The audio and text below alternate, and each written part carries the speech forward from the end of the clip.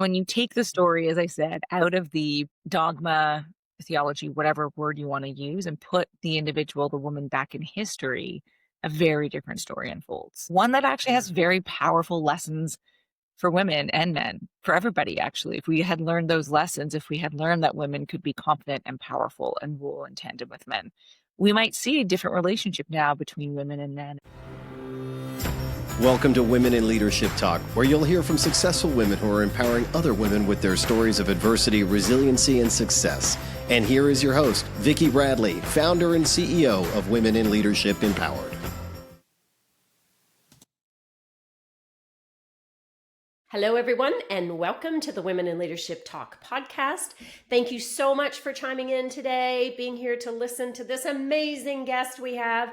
I'm just going to tell you before we even get started, once you hear this conversation, you are never going to look at history the same way.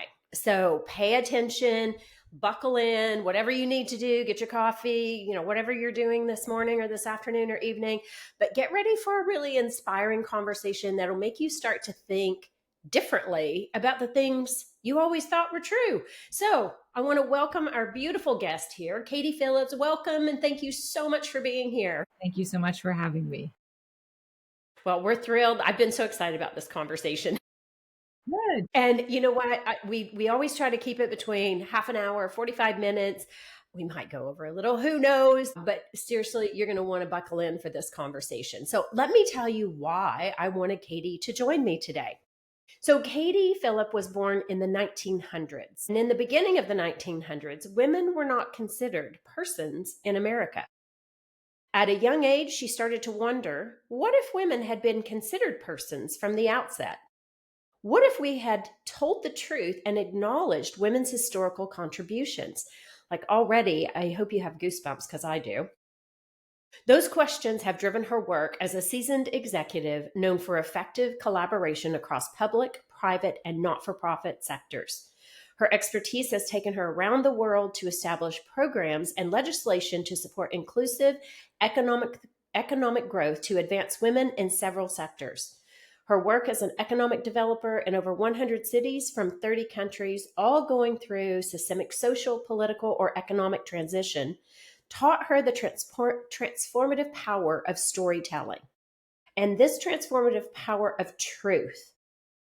Through her Garden of Eden platform, she uses storytelling with practical, actionable takeaways to support women in reclaiming their power and contributions in order to get the recognition they deserve in competitive markets. In 2020, Kadie was appointed Commissioner and CAO of Ontario's Pay Equity Commission, leading an agency serving Ontario's entire labor force where she focuses on pay equity for women at work. Wow, Kadie, welcome. I mean, Thank you. Those first few questions are like, oh my gosh. Yeah, they're big questions. They're big questions. And you and I both are so passionate about the empowerment of women and persons, not just women, but of persons. And so before we even jump into any of that, let's talk about, or, get a better understanding from you of what makes you you and what is really driving you on this path of especially the Garden of Eden. That's a great question. It did start with Persons Day, which is a day that the courts decided women were persons. And I would wonder, when I first discovered that milestone, that legal milestone, which is, highly under celebrated and recognized, I started to wonder, well, how would the world be different if women were persons? I mean, obviously, since 1929, we've seen like remarkable gains for women in the labor market and politics, like that. That legal decision changed a lot for women. But what if women were persons before 1929? And I started thinking about that question and going back and going back and going back through the centuries, and sort of landed in, well, we'd have to start from a very different premise. And if you were raised in sort of the Western world, or in a part of the world that was colonized by a Western empirical power, Christianity and these sort of ideas of the whole world begins in the Garden of Eden, right? Where women were cast and blamed for the downfall of humanity. And this sort of notion of women as temptress, introducing evil into the world, whether you believe in religion or not, is threaded through every institution in our countries. Because if you're a Western country, or like I said, colonized by a Western imperial power, those ideas have shaped what we believe to be true about women and men, sex and power, love and war. And I wanted to start rewriting the story and saying, well, what if we had celebrated Eve's hunger for knowledge? What if the story wasn't that she was this evil temptress who introduced sin into the world and through her all these horrible things happened? What if she actually awakened humanity to consciousness and we began our own hero's journey through Eve's hunger for knowledge? And that's a really powerful story. Yeah.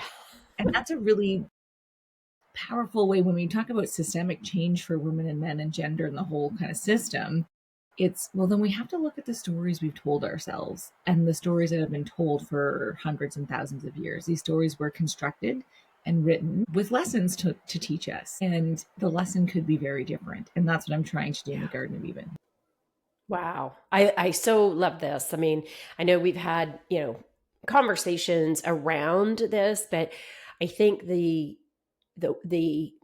ability to open people's minds to thinking differently is huge, because there is a lot of programming that has taken place. And then you question, if you are conscious, to your point, you start to question, well, is that truth? Is that not truth? Is it someone else's truth? And it gets pushed down to me. And so I love how you're telling these stories in a different way. Ladies and gentlemen listening to the podcast, please know, like, Kadie's not pulling this out of thin air. She has done incredible research, going back and looking at trial records and really digging into the history of what we're about to talk about. So, Kadie, when you think about this passion you have for retelling stories, you've really focused on these iconic women, so Queen of Sheba, Joan of Arc, Mary Magdalene, Eve, as you just mentioned. Like, where does that passion, like, for you personally, where does that really come from? I started, and thank you for mentioning that a lot of this is not just storytelling, it's history. What I'm trying to do, when I started, there was about 9 women whose stories I wanted to retell.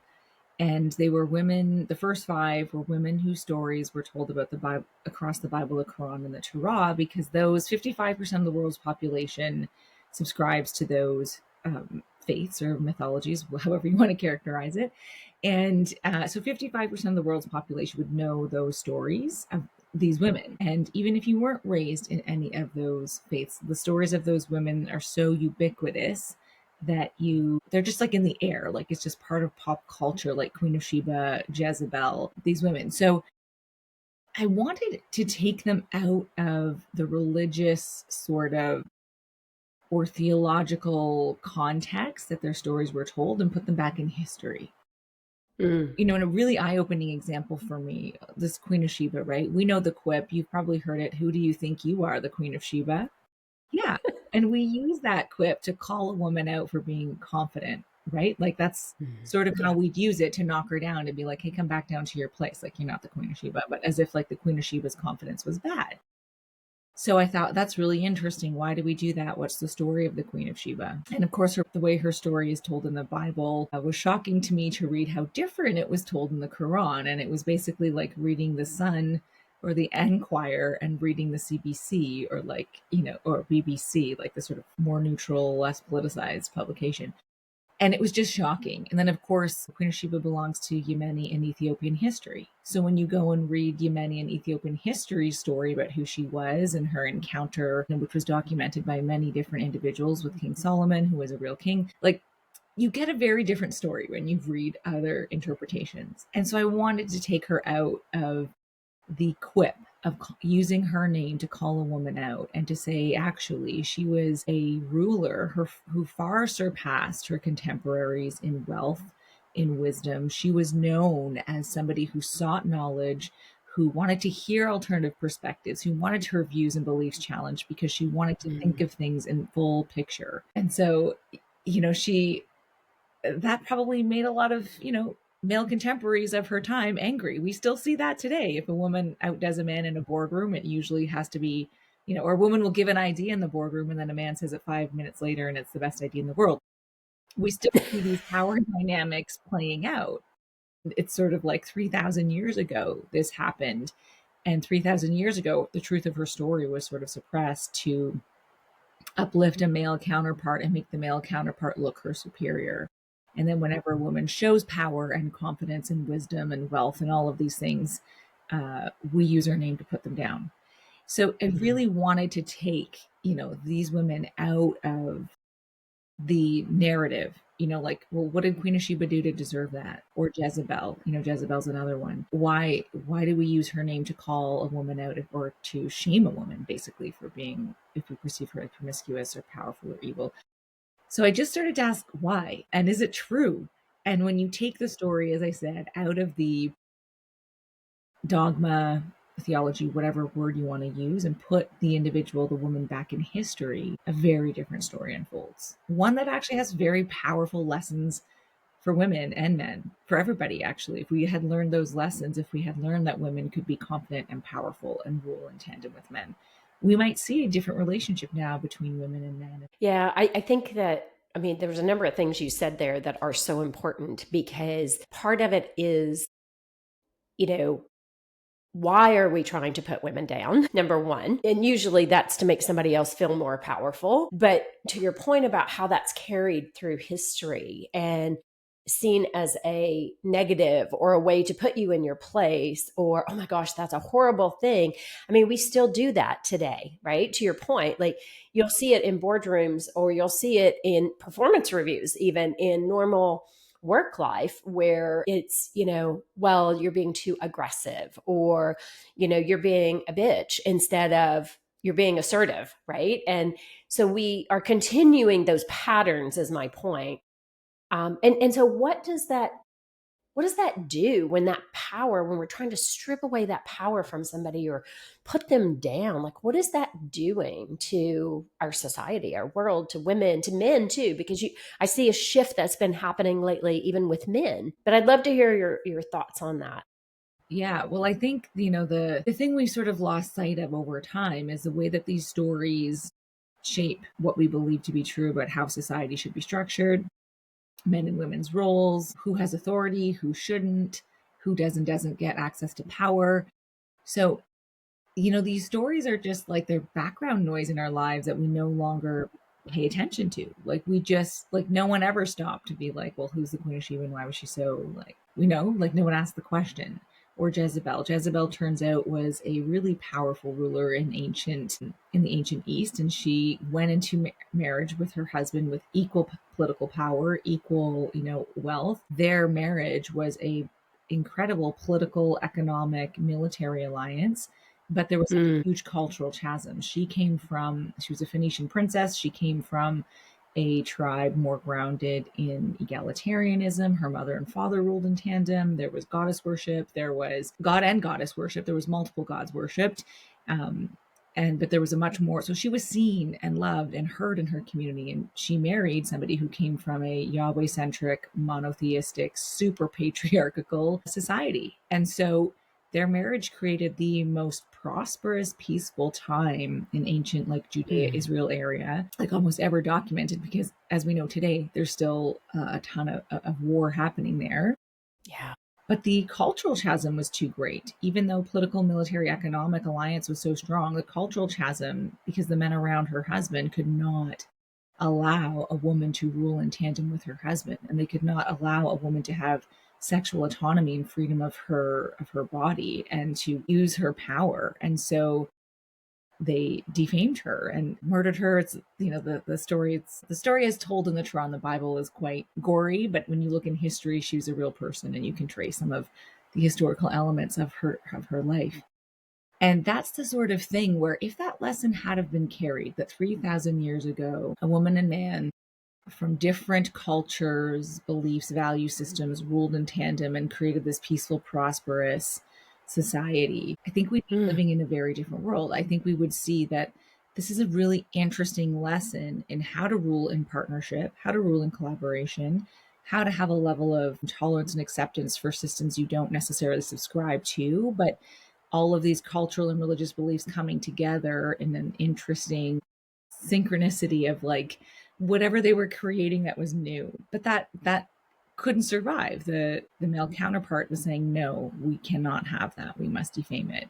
And so for me, the sort of how it impacts today is we still have problems with women in power, because for 3,000 years the story has been when a woman gets access to power, she does really horrible things, or she ruins society, or she ruins the culture, or she ruins masculinity, whatever it is. So those stories have been used to illustrate a very particular point and to defame women who stepped out of what they were trying to do. You know, Jezebel was an incredible political, economic ruler, but she was a woman, and she was a woman who was free and emancipated in and of herself. And that was something that was threatening to the other side. So those stories, you know, that you were asking about, like, you know, how does that impact today? If we bring it to today, we see that playing out every day, because those stories have created what we should believe to be true. And they're just almost like invisible. Like, we don't even stop to question them anymore because they're so ubiquitous. But when we talk about systems change, especially like in the workplace for women, and talking about that power dynamic around the boardroom, we have to talk about the stories that have shaped why we have these beliefs about who should be in power and who shouldn't. Yeah. Oh, wow. Like so many things that you just said. I mean, if you think what if, which I know you do, but you think about what if we were today able to come together and create a world of peace, right? And harmony, and still very successful economically and politically, and all of these things. Like, it's like we have this internal war in like it's unsaid, like you just mentioned, the invisible, right? It is an invisible load that women are carrying all the time, right? Like, I'm working on my thesis right now for school, and my whole thing is about trust and power and that invisible load that's carried. It might not be said out loud, but it is being carried through. And this is something that we have to change, right? Like, and I know it's not an easy one. But I love how you're telling the story and reshaping. And I'd love us to maybe talk about Joan of Arc, and, you know, the stories that you tell about Joan of Arc, and what have you learned as you've taken this deep dive into, and I know we've talked about Queen of Sheba, Jezebel, and I'm hoping this inspires our audience to go do a little digging themselves to see that different perspective. Sure. How about Joan of Arc? Let's just talk about that, because I know you did a lot with looking at trial notes and really digging into her history. Right. And if your audience wants to learn more about those stories, they're at my website, gardenofeven.com. All the stories are starting to be articulated there. But yeah, Joan was a really interesting one. So, of course, I started, as I mentioned, with some women whose stories were told globally across the biggest faiths, because those stories are so common. And I wanted to bring it more to like modern day. Joan's still not modern. I mean, we're talking about, 1430s, but she's very well known. And what was stunning about Joan is either she's a witch or a saint. So I wanted to know more about her story. And so much has been written about Joan of Arc, because there's no way, like on the surface, a young woman dressed as a man could change the 100 Years' War in France's favor.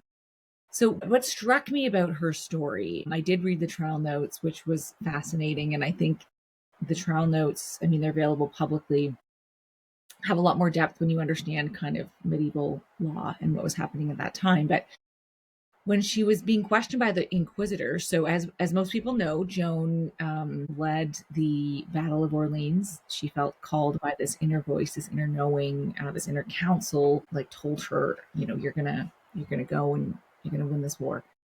So she went, and there's a whole story of how she got to the battle. We're going to meet her in the Battle of Orleans, where she finally, she convinces the commander to let her lead, and she leads, and she's successful. So after Orleans, she marches with the Dauphin, which is the prince, from Orleans to Reims, where the kings of France are crowned. So he needs to be crowned in that and coronated in that church. So they're walking. They have lots of little mini battles on the way to get him to the church. So when she's standing in the church, of course, she has crowned the king. So she's standing beside the king with her flag, her standard, Joan's beautiful image. So she's on trial, and her accusers say to her, so why, when you were in the church at Reims, was your flag your standard raised more than any other commanders. And, this 19-year-old who's on trial for her life looks at the accuser and says, well, because it had borne the burden, it was quite right that it received the recognition. And I was just stunned when I read that. Imagine the audacity of this girl in medieval France where like women didn't claim agency, women had no authority. And she essentially says to the accuser, because I did the work, I'm worthy of the reward. Right? Like that's incredible. And I just sat back and thought, man, what if that had been the lesson from Joan of Arc? That worth is just unapologetically claimed. Like she's on trial for her life and she's like, excuse me, like I did the work. I deserve the reward. And it just struck me because what was so, interesting or polarizing about Joan's story is, the English who lost the war who put her on trial would have you believe that she was, a witch, pernicious, temptress, only able to achieve success and victory because she was in consort with this, like the devil, a dark power. The French would have you believe that she was a saint, a mystic, exalted, only able to achieve what she could do because she had like the other power, God, on her side. Historians have weighed in on Joan's story, and they would have you believe that Joan was schizophrenic, suffered from epilepsy, had Meniere's disease. Some of them just think she was crazy. Nobody would allow us to see Joan as just a brilliant young woman, a person who had the soundness of mind, who had really strong right instincts, who committed to her instincts, who followed her instincts, achieved the goal she set, and then sat back and said, I did the work. I'm worthy of the reward. I think girls and boys had that message from a young age. It might be a lot easier to negotiate your salary. No kidding. When you're in a review, performance review, and somebody uses like really emotionally charged language, you could say, excuse me. I think if we had those role models over time, if her role hadn't been dismissed as either, heretic and witch or saint, but as actually a very strong, brilliant, grounded person, we would have a different language and model to talk about that with women and men. Yeah. Yeah. I love what you just shared there. Like a couple of things I wrote down is how the propaganda becomes so fear-based. So when you talked about, they were promoting her as the dark side, evil. Fear motivates people, right? And people look for someone to save them, so to speak. And we see this all the time in politics, economics, like it's all around us, right? What I love about what you said is the power of trusting yourself. Yes. Right? When you listen, when you're able to be so, I'll use the word like believing with conviction. Yes. That yes, this is exactly what I have to do. And yes, I am worthy of speaking up for myself. Like, I work all the time with clients on expressing your voice. When you're not sharing that, you're doing such a disservice, not only to yourself, but also to that other person to be able to learn. Right. And what you just said about if those were the messages we were sharing with our young people, regardless of gender, like how different would things be?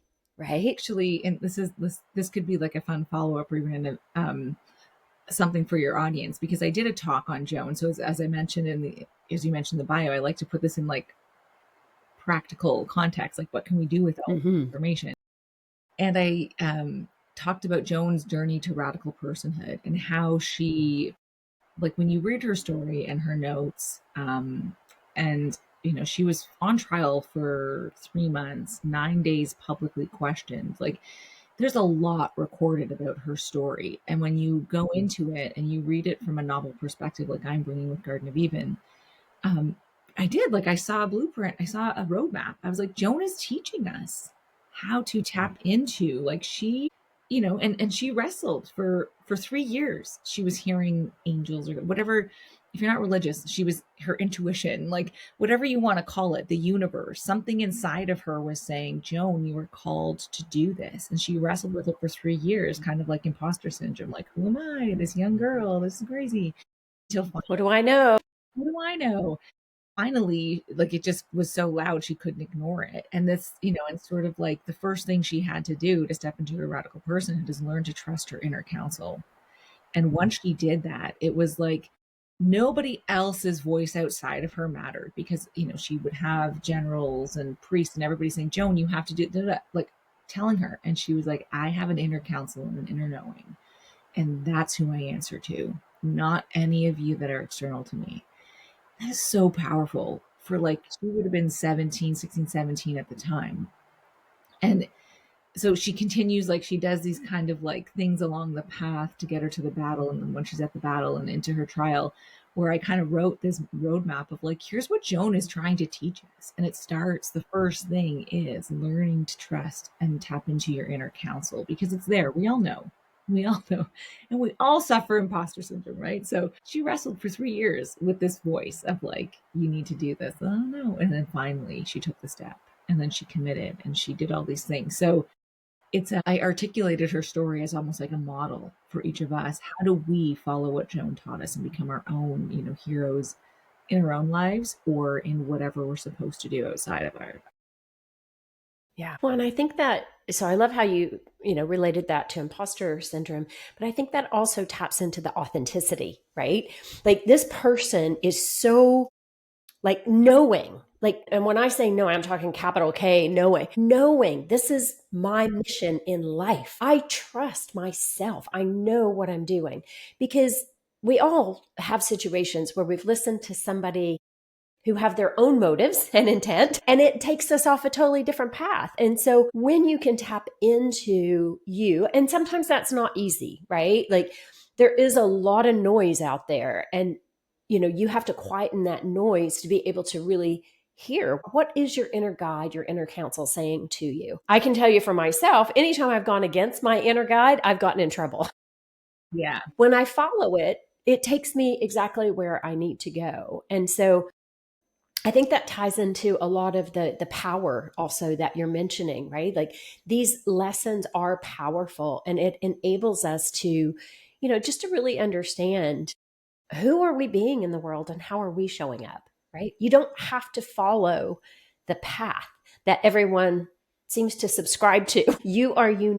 Well, I think that's part of what these stories, for me, these women show us, that another way is possible. That's like a cliched phrase, but they do show us, like Joan, well, if we go all the way back to Eve, but even Queen of Sheba, we talked about, that there's another way to rule and lead. Jezebel and her husband, there's another way to be in partnership and collaboration. Joan of Arc, there's another way to step into who you are and commit to and be centered in your own worth, right? So I think that they teach us that another way is possible, that there's different ways to be human. There's other routes to power that are not command and control and hierarchy, that are more based in collaboration, in relational power, in community. Because that's what a lot of these women did. They access power in different ways. They access leadership roles, or they behave differently once they were in these leadership roles. Joan led very differently than the commanders who had been trained in military. And people would look at that, her contemporaries would look at them like, what is this? But it worked. And so she brought a different point of view. So all of these women, I think, are teaching us lessons that were lost because they didn't subscribe, as you were saying, this sort of path that is like, this is the way to power, this is the way to lead, this is how we behave. They were showing us something different, and because it wasn't part of the mainstream, it was like, it's not interesting. Or especially with Joan being a woman, only exceptional women could like do these things, right? Not every woman. Hey, ladies, settle down. Not all of you can be smart, strategic, blessed by God. It's just really rare, right? So I think also that was part of the exaltation story, is like, it's not all of you, it's only a chosen few. But I don't think that's what Joan was trying to teach us. It's all of us. She was a peasant from very unimportant part of the country. So that's what I want to articulate, is look at, there are lessons, leadership lessons, social lessons, cultural lessons, even as professionals, individuals, how we behave at work can change when we look at these lessons that have been forgotten. Yeah. Yeah. And again, so many things you just highlighted there, that relational piece is so important. And like that's some of the stuff I'm studying right now, moving from this authoritarian to shared leadership and recognizing like some people have this strong belief that there has to be a hierarchy. There has to be someone. And it's like, why? Why? Great. To your point, great things happen when you're able to partner and collaborate. Like we see it all the time, but yet we resist it so strongly in so many ways. This is both men and women do this. And so it's like, how do we flip those scripts to your point and start to really look at things differently? What if we partnered and worked together and created something better? I don't know. That's always in my mind, right? And I think about as I've led companies in my past, it was always when you had such a great team around you. It's never one person, right? It's always that team effort that moves things in a positive or better direction. Yeah, and I do think women, would be controversial depending on the circle you're in, but women do lead differently and we look at the Yes. world and behave differently. And I think, rather than being like, hey, stop saying that, like, we're different but equal. And the problem is the things that women have brought to the table have been defamed and devalued. And so now Yes. we see like, don't say that I'm collaborative, whatever. That's not, I'm a strong leader. Yes, but you could also be all of these things. The things that have been characterized feminine have been valued. And the things that these women have done have arguably been in the realm of the feminine because they were women. But we see that women do relational power really well. We do emotional intelligence really well. And that's part of actually Joan's strategy. The men, when she arrived, were completely demoralized. They had lost they've been losing for a very long time. So their morale was like, garbage. Mm-hmm. And she led them in a series of little tiny battles, which she knew they could win. So, like, what a brilliant strategy. Rather than saying, okay, we're going to like, rah, rah, we're going to go try and take it on. It's like, no, let's take baby steps. Let me prove to these men that they can do it. So we're going to take these like little tiny battles. We're just going to win. And every battle is going to get a little more like bigger and successively. And she led them. And like, that's so, but think of the emotional intelligence of like walking in. One of the commanders actually said, one of Joan's biggest, when he was also on trial, one of her biggest contributions was that she roused the spirits of the men. She was able to get, and don't take that as she was a mascot. She strategically was able to say, okay, we're going to start really small and build up your confidence. And like, what emotional intelligence is that? And that's Yeah. powerful. No Women kidding. do that well today. We can walk in, we can read the room, we can figure out what's the dynamic here that we need to play. And that's something that has been downplayed and ridiculed historically. I think, when you probably see this, Vicki, in your space, it's emerging as like something we understand and we're striving for now. But articulating these stories of, hey, like 3,000 years ago, 600 years ago, women were doing this. Let's start paying Yes. attention. Yes. And in so many industries, right? Like, I mean, pay attention. How is this working? Like, let's lift each other, not put everybody down, right? Like, I mean, it's a very different way of navigating any kind of industry. It doesn't even matter because, like, and that's what I see in the work that I do because I work with people in whether it's finance, tech, government, it doesn't matter, right? It's all the same things. And so it's like, how do we collectively come together and be better beings in this world and support each other in a different way? I love, Kadie, what you're doing. I love how you're taking these conversations, these historical moments, and taking them apart. It's like an onion, right? You're unpacking, you're peeling the layers back to see what if, just even different perspective. And what I would encourage our listeners to think about lots of aspects in your life. Do you just take it at face value? Or are you pulling it back and asking what if? And what if that's a power story in itself, because you can go, what Kadie mentioned earlier about the dark side and fear. Well, what if that's the devil at work? I'm just using, interesting language. But what if What if it is something bigger, lighter? Like you have the power mentally and emotionally to shift those stories that you tell yourself. So I love, love, love how you're doing this. I am cognizant of our time. So a couple of things I want to make sure that we clue in on. So I know you have this great YouTube channel, right? And maybe talk about where can people find you on YouTube, but I want you to mention your website again so that they can actually, follow along what you're doing and how these stories continue to evolve. And maybe even talk for a second about how you are taking the Garden of Even and making it a whole collection of not just the stories, but how are you rounding that story out? Yes, thank you for that. So the website is gardenofeven.com. And on my website, people can subscribe to my newsletter. And actually, if you subscribe to my newsletter, I wrote this confidence script from Joan. So what Joan teaches us on how to speak with confidence. And it's a really great template. It's about 30 pages. It's a workbook. It's a lot of fun. So that's a great tool. If individuals right on my homepage, you can subscribe to my newsletter and to get that tool and you can see the stories. Yes. So I didn't just write the stories. Thank you for pointing that out. When I started to tell the stories, I wanted to have empowering images of these women, which are not available because, if you want to see a picture of Eve, she's a temptress. Jezebel, also evil, or Joan of Arc, she's either a saint or, a martyr, being burned at the stake.